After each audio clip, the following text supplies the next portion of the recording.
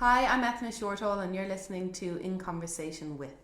Hello folks and welcome back to In Conversation With. I'm Gav and Colm and I'm joined by my co-host Colm McDonald. How you doing?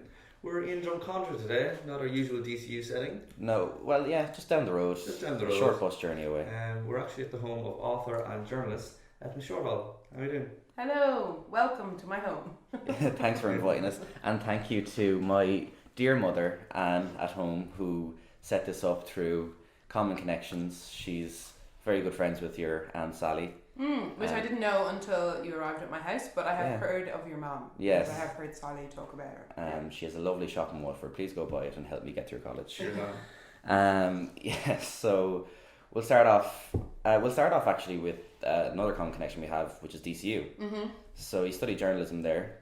I did, but I was just saying before we started recording that it was 4 years when we did it, and it's 3 now.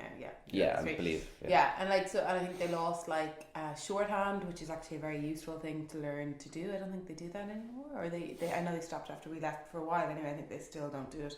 And also the semester abroad. So I went to West Virginia for 4 months, and I think they don't go anywhere now. Yeah, I think that's maybe where the year was lost. Which, I mean, look, maybe you don't learn a lot to do with the course, but I mean, it's a bit of a wishy-washy course anyway. I think any humanities course can be, and it's kind of more what you put into it. So, but that was brilliant. Like, what a brilliant experience to live somewhere else for 4 months. Did you enjoy your time in DCU then? Yeah, I did. Only a short, another short drive up the road. Yeah, I didn't at first.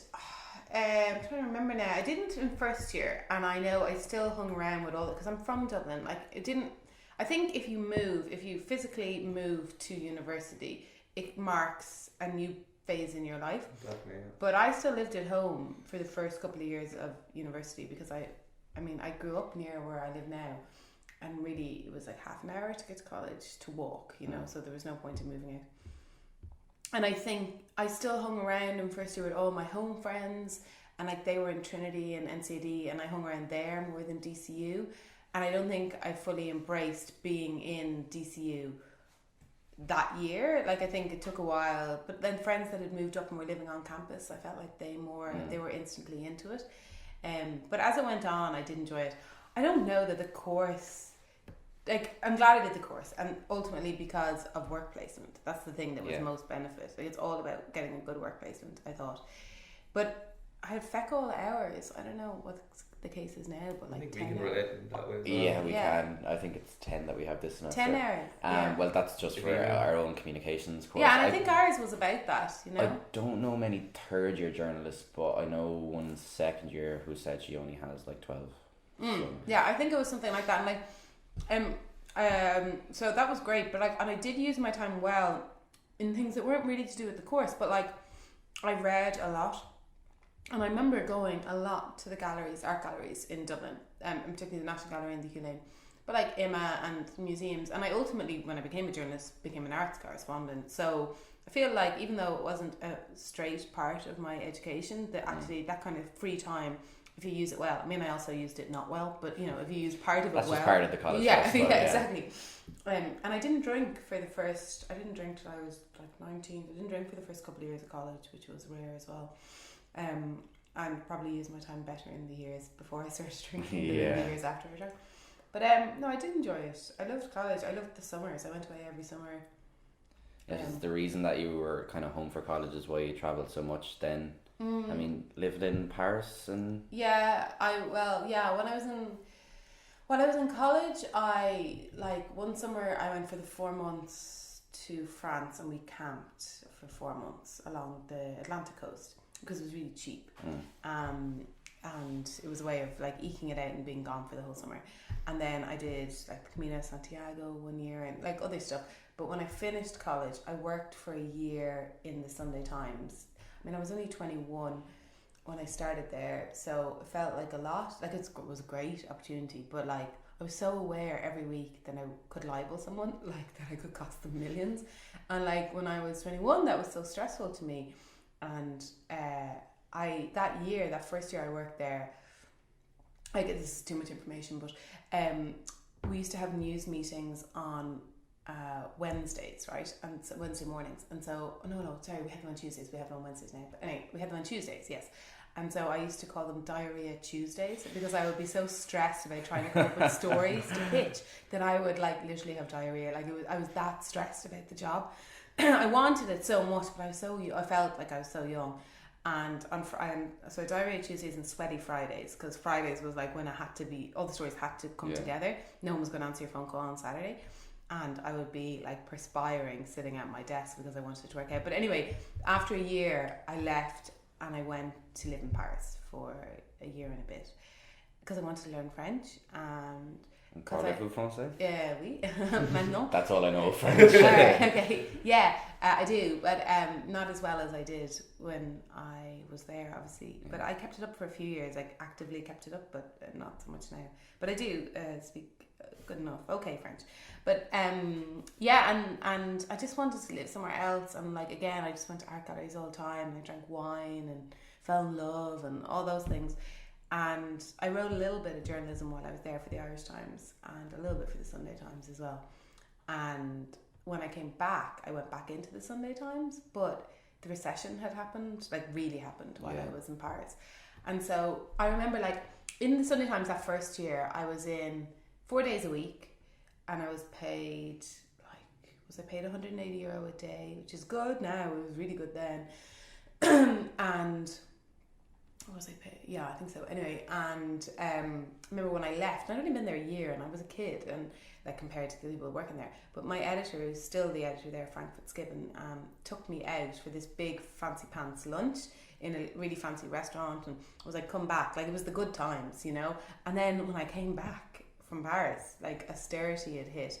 Like I remember in our own house, my parents' house, they used to use brand name shampoo, and when I came back from Paris, they were using Tesco name shampoo, and I was like, oh, this is the recession in our house. But the same thing had happened with newspapers, and so I went to the Sunday Times again and asked them could I come back, but they didn't have the money that they had when I left or whatever, and so I went back like 2 days a week, then 3 days. No, first of all, I think it was just pitching freelance, then 2 days a week, then 3 days a week, and finally, bit by bit, grew up again. But yeah, so I left to go to Paris. Sorry, I've gone off subject. And when I came back, everything was different. Fantastic. So we'll talk about probably what you're most prominently known for, which is your writing your books. So was writing and novels and stuff, was that from an early age something that interested you? I thought I was going to be a poet. So, but then I found out they don't make much money. Unless you're Seamus Heaney, but I'm not Seamus Heaney. So I think the first thing I ever had published was in The Messenger. Do you know this? It's a religious magazine. Yeah, a little red. Yeah, Little Red magazine. Yeah. And so my granny used to get it, she still does, and there was a little corner, like a couple of pages, in it, like children's corner, you know. And there was a competition to write a poem, and so I entered, and it was about St. Patrick's Day. I just remember it was about the parade, and it rhymed. Anyway, I won 20 quid, which was great, and that was like my first. You hit the big time. My first paid work. I think I was 11 or 12. So, and maybe that's why I thought I would be a poet. But I always loved writing. I always more than that though. I always loved reading. Like I've just had a baby 8 weeks ago now, and I started reading again last week. So that's 7 weeks, I think, is the longest period in my life I've ever gone without reading a book.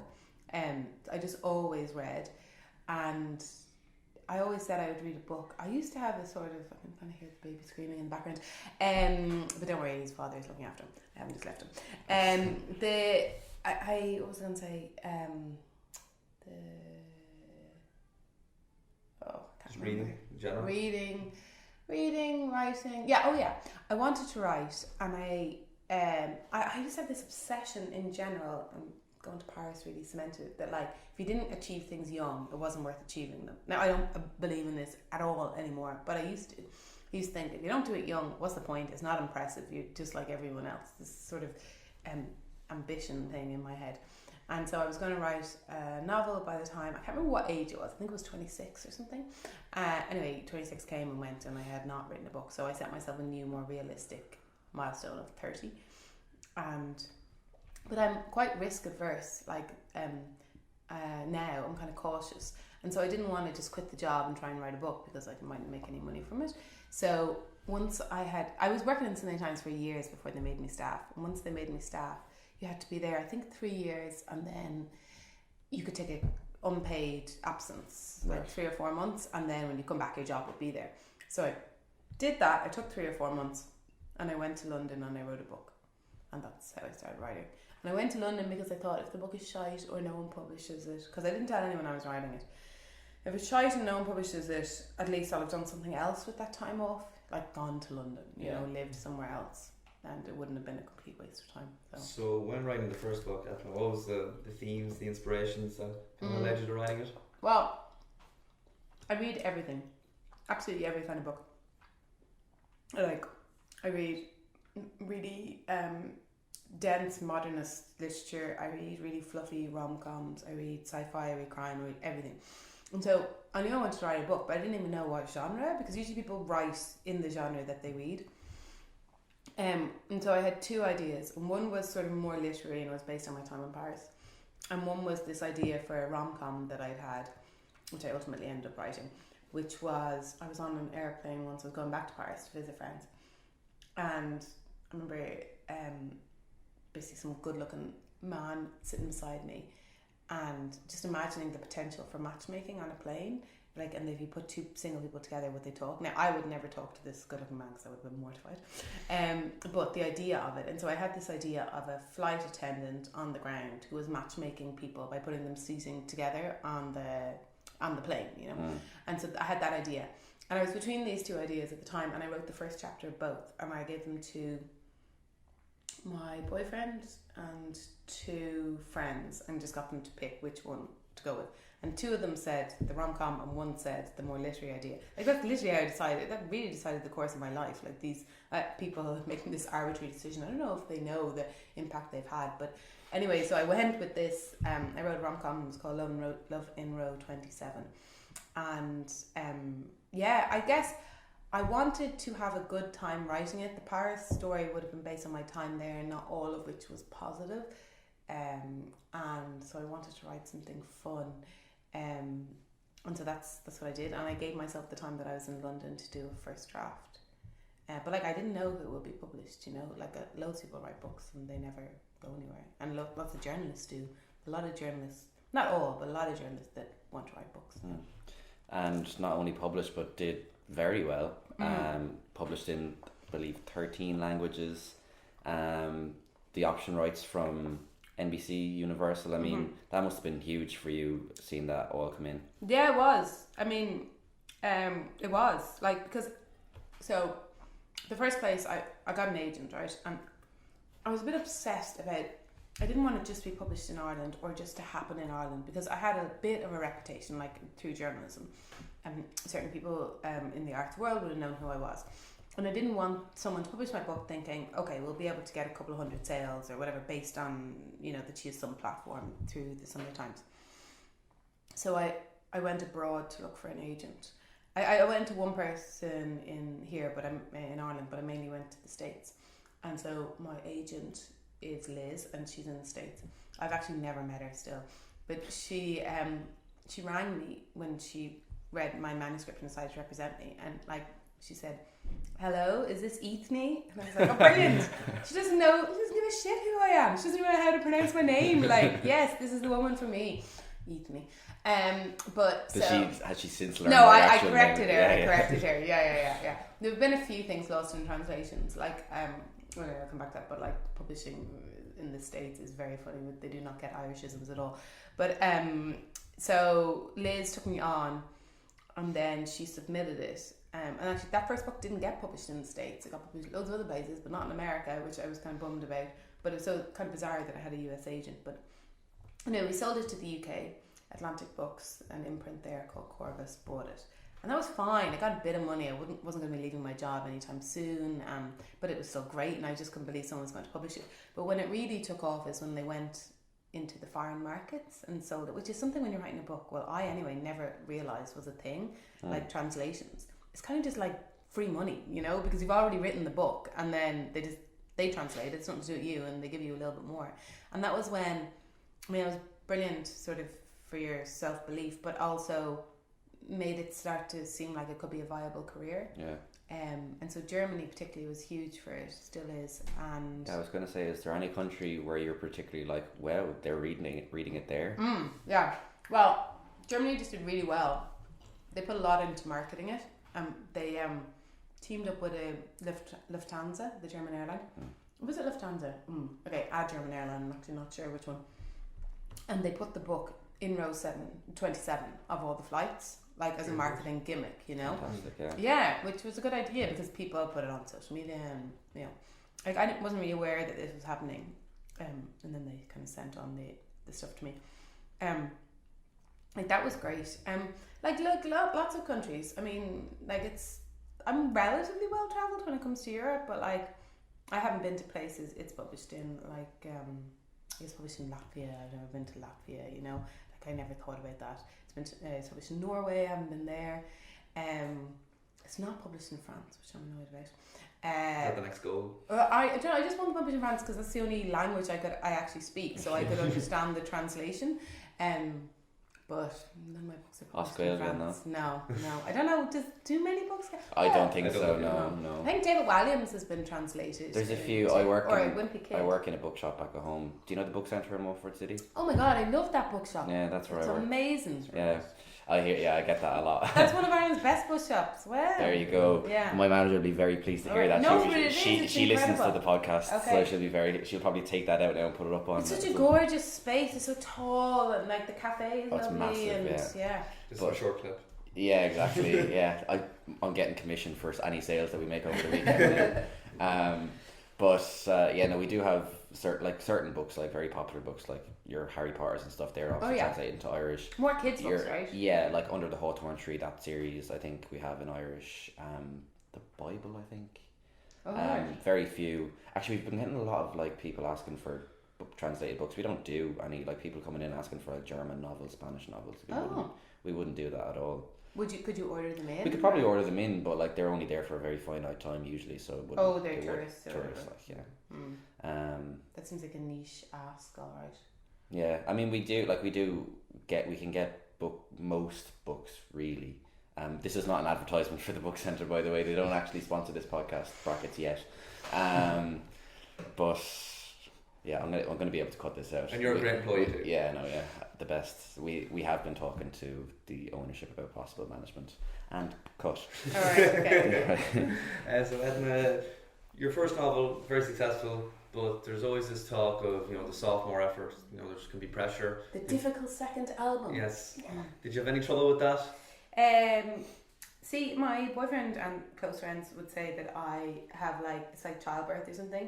Like it's actually horrific, painful. Like, okay, it's all relative. It's writing a book, but it's but then you forget about it when the thing is finished. So in my head, I would say to you, no, it was all fine. But I know that they would disagree and say that it was not easy and you didn't know what you were doing for ages. But the story. So the second book was Grace After Henry, and the story for that I had almost immediately.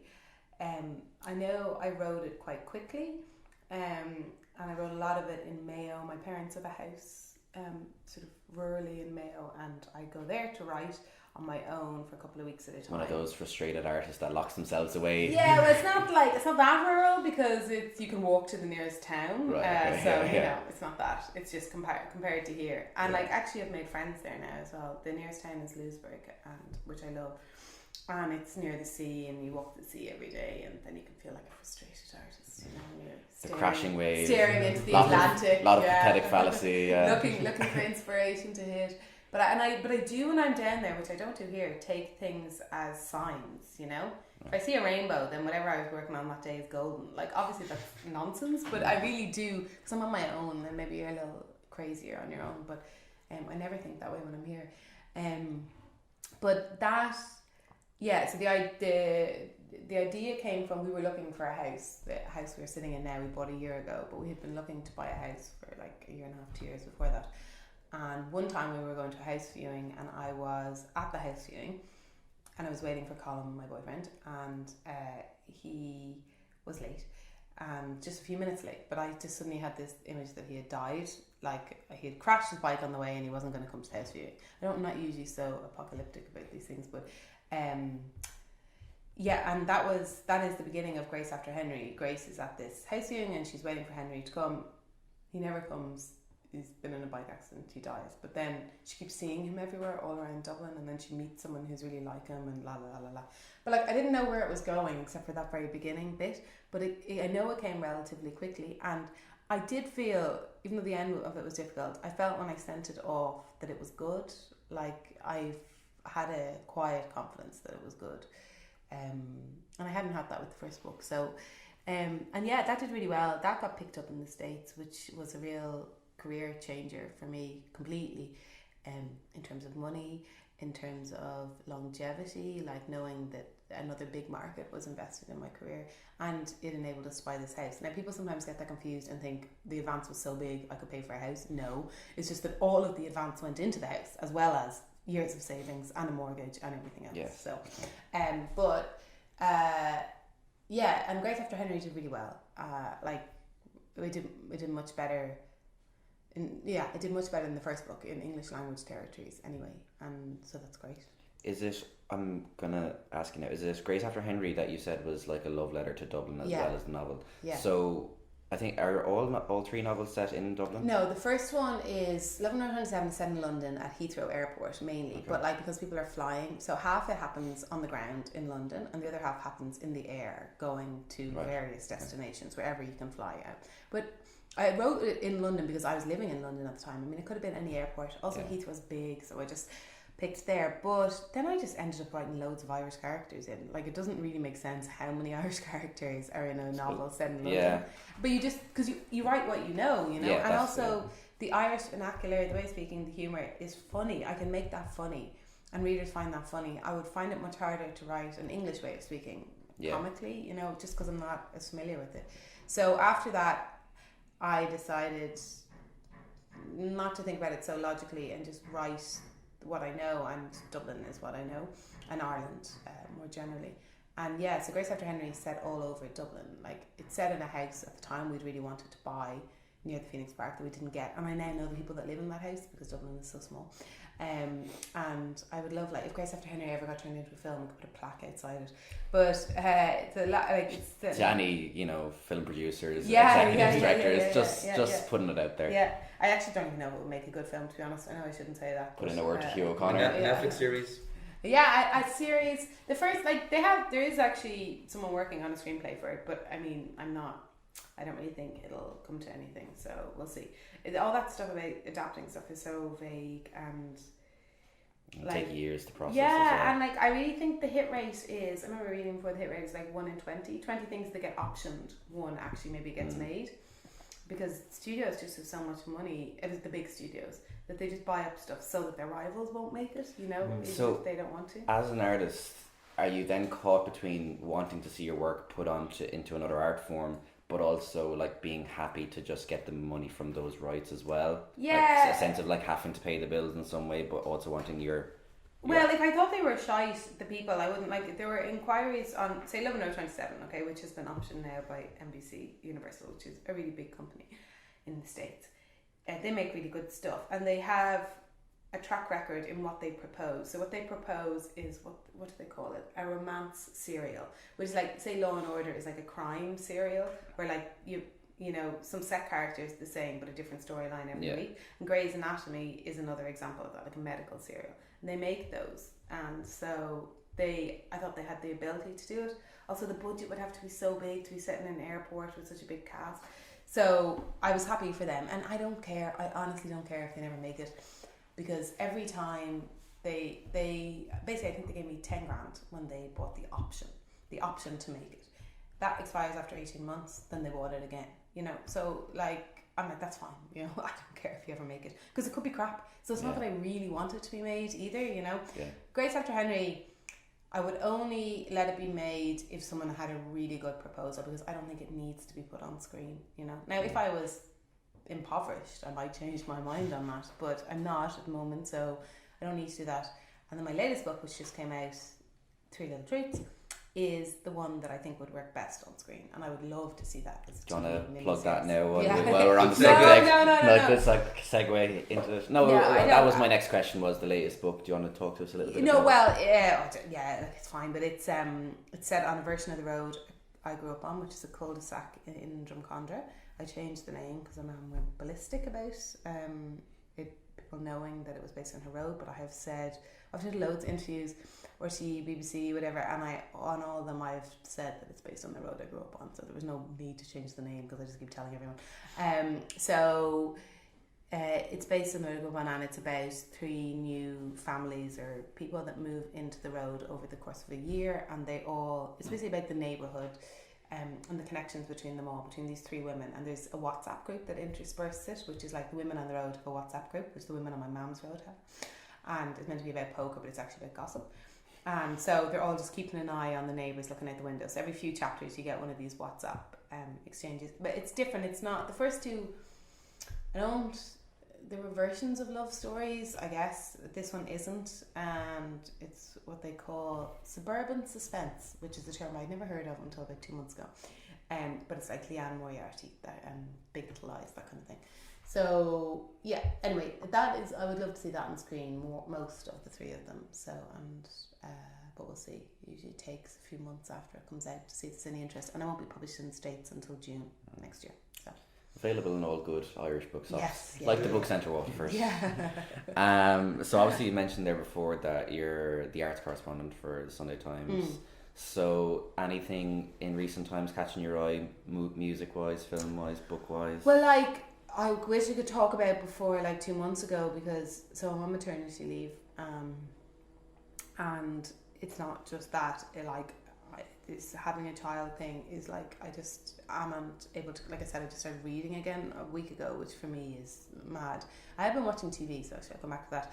But I just always remember my parents, who are really big consumers of culture, really into the arts in general. My mum is a big reader, my dad loves visual art, they go to the theatre a lot, they're into all the cinema, all that stuff, and they always were. But there's a big gap in their knowledge. There's like a 5-year period where they had their 3 kids, there's just a blackout, and they don't, like, I remember years ago mentioning The Bodyguard, this well-known Whitney Houston film.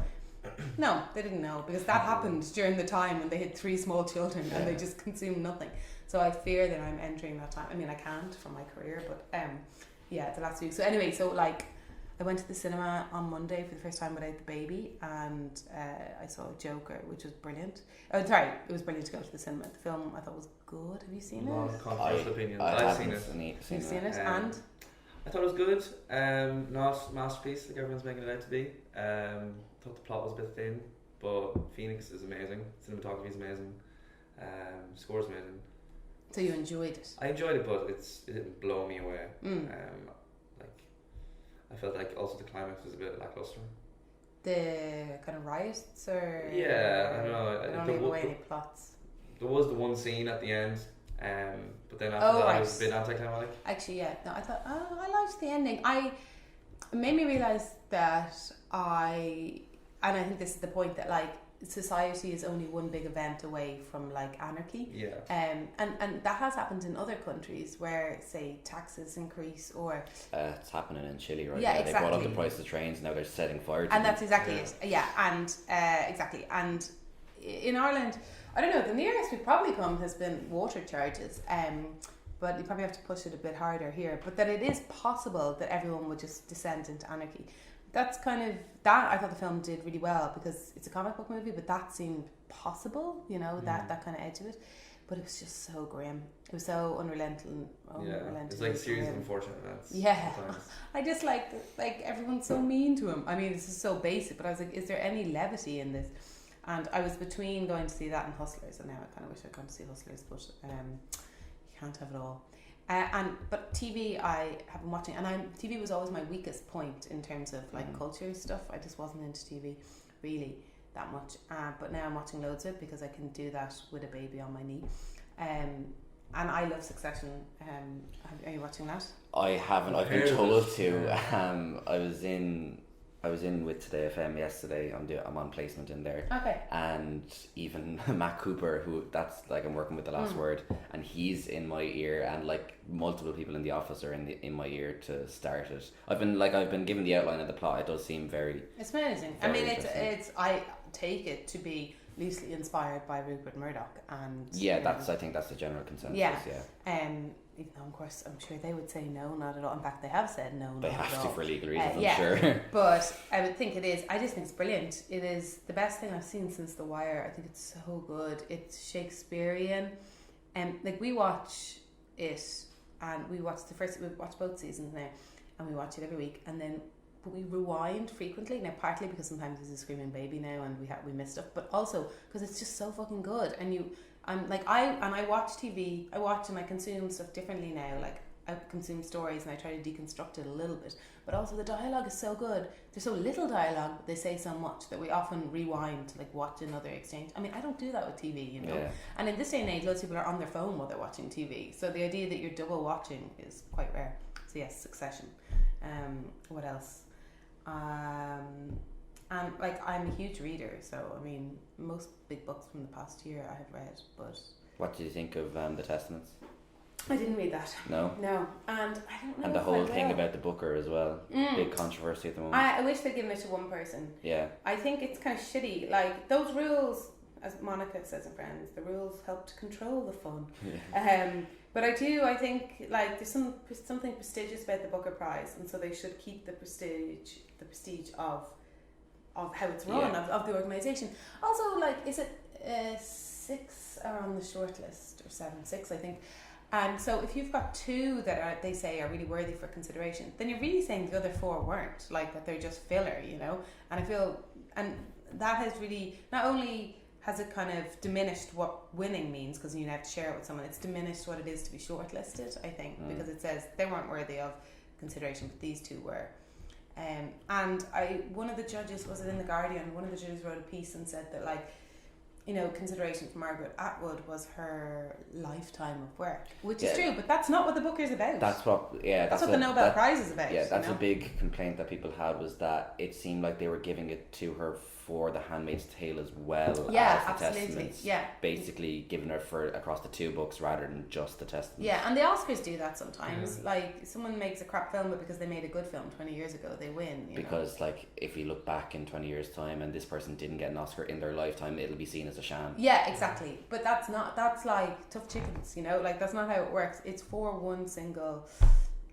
Body of work, like you wouldn't see this in other areas. Like people don't look back and say, "We'll just give Stephen Gerrard a Premier League medal because he didn't win one when he was playing, but he probably deserves one." And actually, this doesn't happen in sports. I mean, you get lifetime achievements, and that's a different thing. But I think I didn't watch the footage of the win, but people say from the commentary that Margaret Atwood seemed embarrassed by it. The thing is, she doesn't need to win, you know. No. Whereas the other Bernadine, I can't remember her name. She that would be a big coup for her. Like, I mean, the book, I went to look for the book, I think it was in Hodges Figures, and it wasn't there because they didn't have that many copies, you know. So, and then obviously it sold out instantly. So I know they ordered more in them, but available in the book centre Waterford. Sorry, that's the last one. How often do you work there? Are you there to go home every weekend, and then I work full time over the summer. Okay. Well, I have been for the past 3.5 years. Okay. So it's like my mum got me in there. She's good friends with my manager, Catherine. She's very useful, your mum, isn't she? Oh, she's... she knows all the people. Opens doors where I didn't even know doors were. She's great. Yeah. I've met Anne, lovely woman. Cooks a good feed. She what? She cooks a good feed. Oh, does she? Yeah. Good. Just a little appreciation segment for my mum. Eithne, you've mentioned your love for 80s teen movies. Yes. So we were thinking of having a little quiz. Oh, great. Okay. Just might have to cut this out a bit. But we'll talk. And I will say that I think I said before, it could be my mastermind subject. Yes. But mastermind subjects include Lucia Joyce, 20th century visual art, Irish visual art, 1980s teen movies, or Dawson's Creek. Yes, but it has now been a long time since I've watched an 80s teen movie. But anyway. Sure, if the segment's no good, we can cut it out. Go for it. Exactly. Go for it. I can take it. So, Eithne, you've expressed your interest in 80s teen movies as one of your mastermind topics. So, I pulled up a wee quiz here. Just say I had no time to prepare for this before I ended up getting none right. We kind of doorstepped you with this, but... Right, so we'll ask about 10 questions, see how we get on. What object does John Cusack lift off in the most famous scene of Say Anything? A boombox, like a big stereo over his head. Correct. Yes. Pretty in Pink was filmed at the same high school as which other teen movie? The Breakfast Club? Nope. I'm just guessing. Pretty in Pink. I can picture the high school. 16 Candles? Nope. Okay, don't know. Right. What's the answer? Grease. Oh no, I would never have gotten that. Grease is not an 80s teen movie. Anyway, continue. Stand By Me. Okay, this is an easy one. Stand By Me is based on a book called The Body by what famous author? Stephen King. Stephen King. Okay. I think you mean correct. Well done. Thank you. Thank you. What song is playing during the parade scene in Ferris Bueller's Day Off? What song? Come on, you should know this one. I know, and I can picture it, and he gets up on top of the float. It's my karaoke song. Is it a love song? I wouldn't. No. Oh, I don't know. It's gonna bug you. I don't know. Don't tell me. Can we come back to that? Okay. No, because I can see the trumpets going. It's bugging her, isn't it? I think they're marching. I can see it. Anyway, go on. Okay. Which shoe brand became famous after being featured in Fast Times at Ridgemont High? I don't know. Vans? Correct. Ah, great. This seems like a stoner shoe. So that was my guess. And that worked. And if that's not a ringing endorsement for Vans, I'm not sure what is. What David Bowie song is quoted at the beginning of The Breakfast Club? Heroes. Wrong. No, wait. Changes. No, fuck no. Yeah, damn it. You tell us. Yeah. Okay, and we'll finish off with, in which movie does Tom Cruise dance in his underwear? Risky Business. Correct. Do you want to get back to Ferris that? Bueller? Ferris Bueller. Song? Can I phone a friend? Do you want a hint? I'll give you a hint. I think it's going to bug you. Think 4 lads from Liverpool. That's just too easy. Being the Beatles? Yeah. But that doesn't, I can't actually, it's a Beatles song, but it's not a love song. Not traditional, it's more of a rock song. Yeah. More of a... It is about, get up and being go with a song. girl. I don't know. Twist and shout. Twist and shout. Oh yeah, that's not a love song. You're correct. Yeah. Right, so... that was okay, right? For no prep, yeah, that's okay. So, to bring it back one more time to the art thing before we wrap up. So, it seems that you are a bit of a cinephile anyways. You say you do read everything. So, if I could ask you to narrow it down, your favourite, book, film, music, TV show. I think those things change, right? I'm stepping on the toes of Matt Cooper's Culture Club segment here, but anyways. I mean, no one ever... That idea is never original, yeah, exactly, yeah. So, and no one owns it.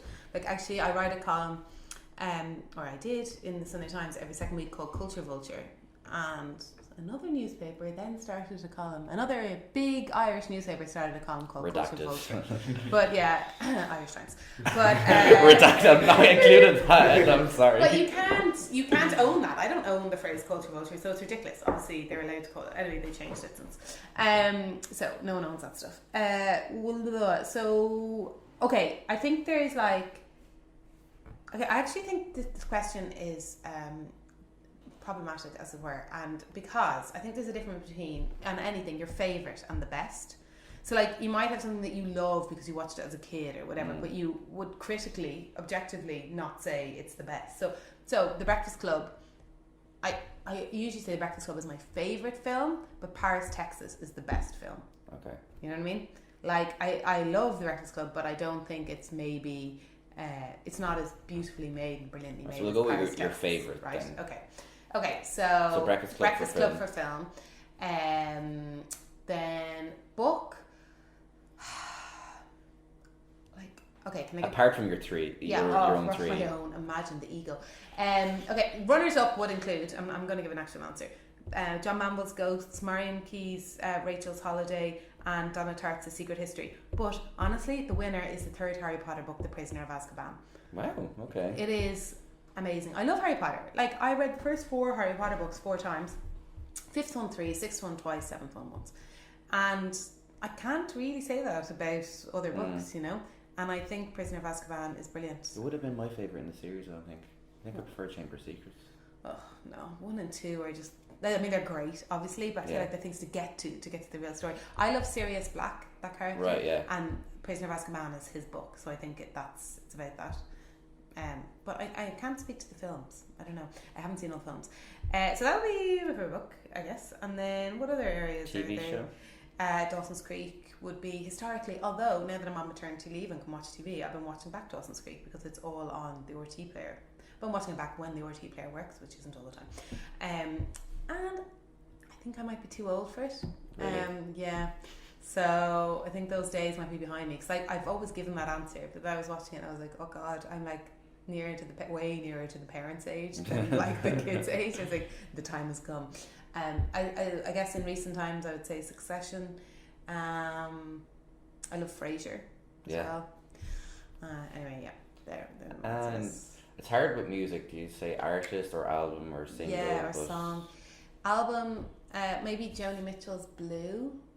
I think maybe that's the album I listen to the most. And Bruce Springsteen, Bob Dylan, the band would all be up there for like artists. That era of music in general, I also like the National. And Laura Marling, and oh my God, like anyway, you could go on. But I think I'd say Blue for an album. And a song? No, like, do you have a favourite song? Does anyone have a favourite song? Songs for certain times. Yeah. I have favourite songs at certain times, but I always maintain that Don't Look Back in Anger is my favourite song of all time because like I got into Oasis when I was around 15 or 16, and then I ended up singing Don't Look Back in Anger as part of the transition year show in my school. Okay. As the Gav. Oh, did you? That was it. You were meant to be. Yeah, that was a point that we bonded on when we first met. Yeah. And so that's why it always it just holds that kind of sentimentality. Yeah. So I'll always that's a good song. That's a good song. So, but you would say that then if someone else did your favourite song, you would say. See, I have like songs that I listen to right now that I listen to a lot, but like they come and go. Whereas Don't Look Back in Anger and Oasis in general are always one that I'll go back to no matter what. What I like to do is, I don't do it anymore, but like when I was in 6th year in school, 5th year in school, 1st year in college, make playlists and then they'd hold some significance. Yeah. From smolty kind of stuff. Oh, you're so much younger than me. Well, although we made mixed CDs and then the generation before me made mixtapes. So, and you make playlists. But yeah, favourite song, don't know. Okay. Sure, we could go all day, and then both unfortunately leave it there. Okay. You've been great, and look, if you want to promote your book again. No, it's fine. It's fine. Buy any books. Read any books. Use libraries. It's grand. Go to the book centre in Waterford. Exactly. And if you are buying a book, buy it from the book centre in Waterford. We do deliver nationwide. Eithne, thanks a million for being a guest on the show. Oh, well, thanks for coming to my house. This has been In Conversation with Eithne Shortall. Thank you very much for listening, and we'll see you next time.